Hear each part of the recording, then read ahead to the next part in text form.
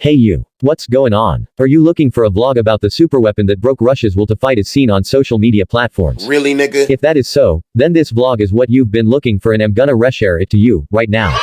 But first, let's have a big shout out to all of you guys who relentlessly support my channel. Thank you very much for your support guys. Having said that, let's jump into the vlog.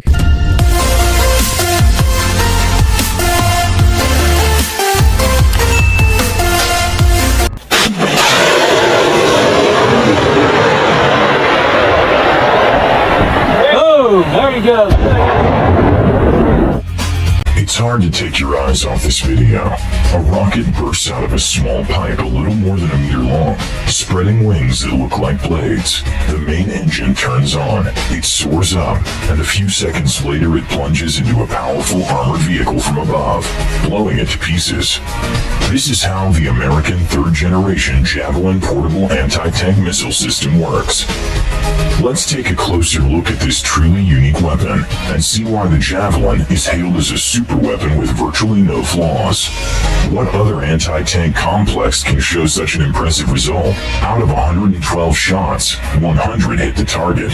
It was achieved by the Ukrainian military in the war with Russian troops. This record was even recognized by the Pentagon.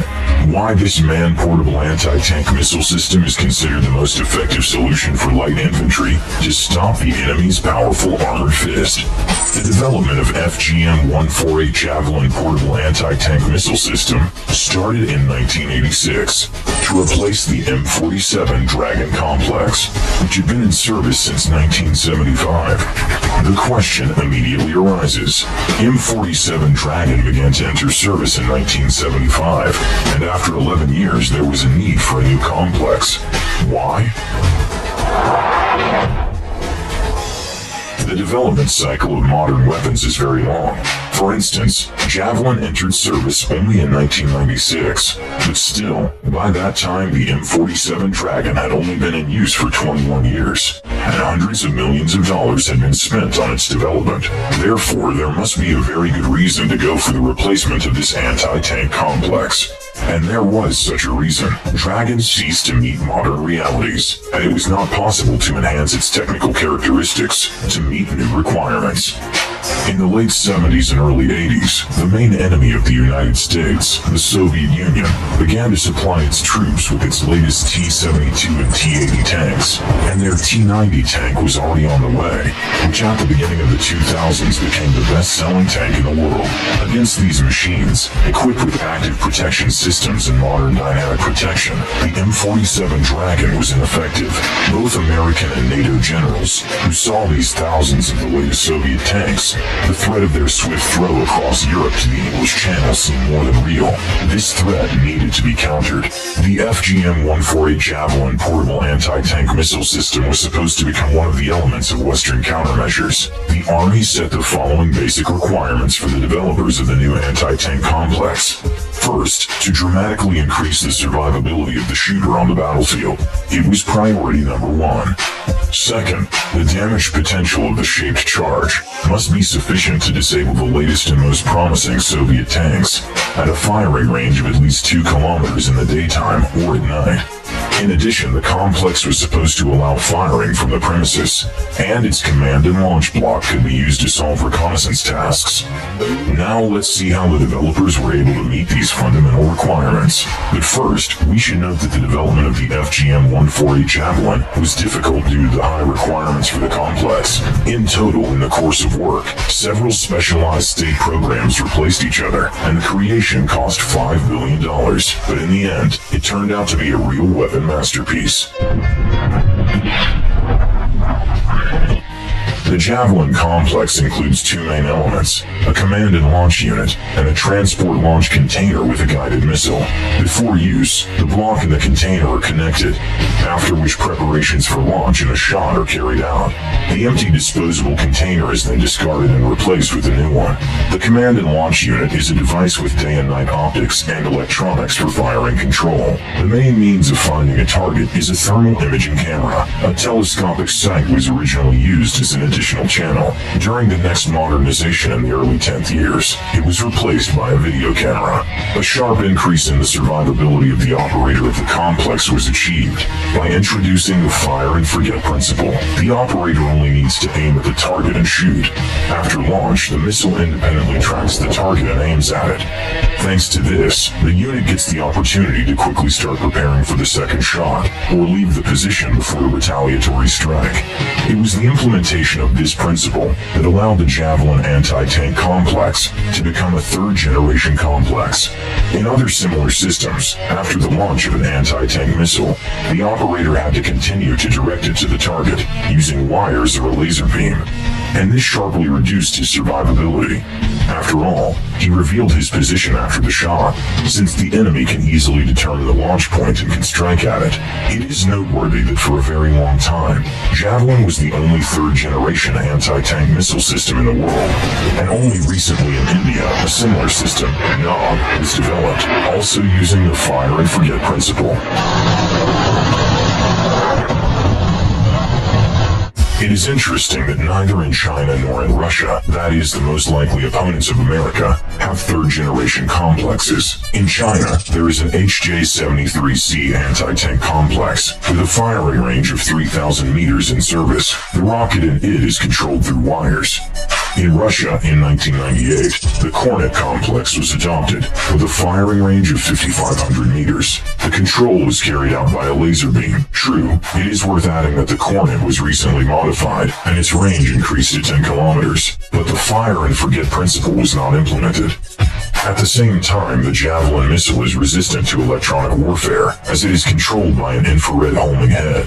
The rocket is also resistant to various infrared traps thanks to the built-in electronic control unit. Before launch, the operator enters the image of the target into the missile's memory through the command launching device, and in flight the image of the target is compared with the template entered into its memory. Therefore, even the use of infrared traps or camouflage on the battlefield against the background of some high-temperature object, for example a burning building, does not help, since the target does not visually change. The small weight of the Javelin complex also helps to increase the survivability of the operator. Its mass, together with the launch tube, command launch device, and the rocket itself is only 22 kilograms. Therefore, although the firing unit consists of 2 people, you can work alone. Due to the small mass of the complex, the unit retains high mobility and can quickly move on the ground. A launch can be done even from a sitting or crouching position.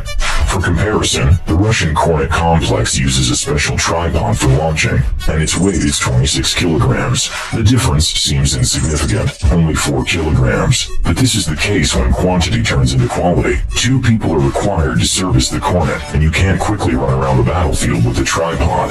To improve efficiency, the designers implemented several measures. First, the missile has a tandem warhead. That is, it has 2 sequentially placed charges, the leading and the main one. Upon hitting the target, the leading charge is the first to detonate, ensuring the penetration of dynamic protection. The main charge burns through the armor and hits the crew. The Javelin is capable of penetrating modern armor up to 800 millimeters thick.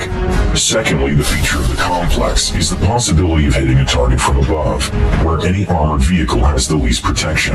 After launch, the rocket at a speed of 190 meters per second gains a height of 150 meters, and stays there while going to the target. Almost above the target, the missile goes into a steep dive and hits it. The Javelin also has a second fire mode. The missile rises to a height of 60 meters, and from there attacks the target in a downward straight line.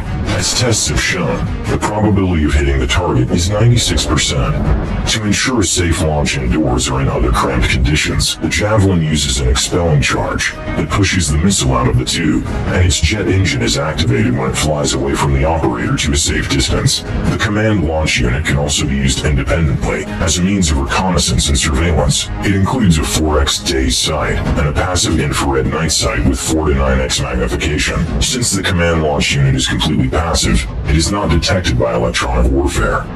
However, this block also has its limitations. It can be difficult to aim and search for targets at dawn and dusk, when twilight does not allow full use of the optical sight, and the difference in temperature between the target and the environment is minimal. In addition, the visibility of the target may be impaired by fires, burning equipment, and the use of smoke screens, but only if the latter use IR opaque compounds. Another disadvantage of the Javelin anti-tank complex is the need for liquid nitrogen vapor cooling before launching the infrared homing head. Therefore, after finding the target, the preparation time for launch is about 30 seconds. But in general, this is indeed the most advanced portable weapon against modern tanks and other armored or well-fortified targets. But this is all theory. And how did this tank killer prove itself in practice? By the time the Javelin appeared in the American Army, the United States had already won the Cold War from the USSR, and the West was not threatened by Russian tank attacks to the English Channel.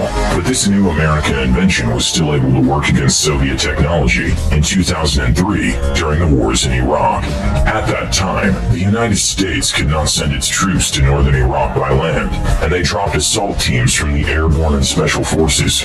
Therefore, they did not have heavy weapons, and this is where Javelin came to the rescue. In the battle on the Debeka Pass, several dozen soldiers of special forces destroyed an Iraqi mechanized company of more than 100 soldiers. The Americans at that moment had only 4 Javelin anti-tank systems. The operators fired 19 rockets, and 17 of them hit the targets, destroying 2 T-55 tanks, 8 MTLB armored personnel carriers, and several trucks. According to available information, all Javelin shots were fired at a range of 2,200 meters or more. That is, it was almost the maximum firing range. One hit was recorded at a distance of 4,200 meters. During the Iraq War, the Javelin managed to destroy several more tanks, including the Type 69 and T-72 tanks, called the Lion of Babylon. When the active phase of the conflict came to an end, Javelin complexes began to be used to destroy smaller targets with accurate fire. The high accuracy of the Javelin proved to be ideal for detecting and engaging targets at long ranges. With these missiles, American troops destroyed the heavy weapons units of militants, as well as their machine guns, rockets, recoilless rifles, and pickup trucks. Other types of weapons available to the infantry did not have such a combination of characteristics as long range and high accuracy. But the sad irony of using the Javelin against enemy pickup trucks and machine guns is that one missile costs about $80,000, which is much more than the cost of the weapons systems they destroyed. There has also been criticism that the Javelin has shown its effectiveness only against obsolete tanks that do not have, for example, the Russian Relic-type dynamic defense system and infrared protection. But all these questions to Javelin were dropped after the start of the Russian-Ukrainian War. The Ukrainian army managed to receive hundreds of Javelin systems, and this immediately affected its effectiveness in confrontation with the second army in the world. According to official data, more than 400 modern Russian tanks have already been destroyed in 3 weeks of fighting, and most of them are on account of the Javelin. The Pentagon said that the Ukrainian army has set a record. Of the 112 Javelin rounds, 100 hit the target. Apparently, this complex handles modern Russian weaponry quite well. Also, questions about the high cost have disappeared. You might agree that $80,000 is many times less than $2 million. This is exactly the minimum cost of a modern Russian tank. What future can this great weapon have? After the Javelin anti-tank missile system entered service in 1996, it was repeatedly upgraded. Let's take a look at the 3 most important upgrades. Since the Javelin is used mainly to destroy weakly protected targets and structures, a new version of this complex with high-power ammunition was developed, which was named Fgm-148F. Presumably, its new warhead is just as effective against tanks, and its cost is no higher than that of its predecessors. The ground forces also funded design and development work to create a lightweight command and launch unit. This new launch system is expected to be 70% smaller and halved in weight. Among its new features are upgraded electronics, a new laser designator, a high-resolution color camera, and infrared sensors with increased range and resolution. Finally, the new Javelin, which has recently been tested, has a range increase to 4.5 kilometers. This is very important, since the main argument in favor of keeping the proven old TOW in service is that this complex, mounted on a vehicle chassis, has a firing range of almost 5 kilometers. It looks like the long-range Javelin will outdo it. Currently, the development of mobile anti-tank Javelin systems is underway. In the 1990s, the ground forces conducted experiments by installing these complexes complexes on the Bradley BMP, but then abandoned this project. However, the command recently announced that it intends to upgrade half of its Striker armored fighting vehicles with Javelins. Previously, only specialized M1134 Striker vehicles were equipped with TOW launchers, designed to deal with tanks. The desire to install effective anti-tank weapons on medium-armored personnel carriers is a direct reflection of Russian efforts, as part of which Kornet anti-tank systems are being installed on Boomerang, Kurganets, and T-15 Armada vehicles.